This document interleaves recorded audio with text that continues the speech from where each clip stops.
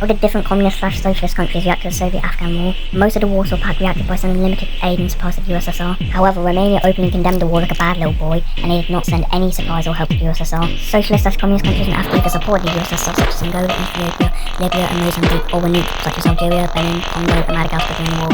My boy Switzerland taught them very well. China condemned the USSR and hugely aided Afghanistan against the USSR, so much aid in fact, that around 75% of Afghanistan's total weapon supply was from China. They also boycotted the 1980 Moscow Olympics, and the reason China didn't support the USSR was mainly because of the Sino-Soviet split and the three great obstacles.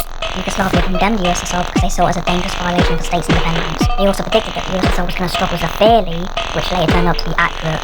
North Korea stayed neutral during the war, which is very rare, because it wanted to have good ties with both China and the USSR to give as much economic and military aid as possible. We all know Rob was going to eat all the food anyway. Cuba had very complex thoughts on the Soviet-Afghan war.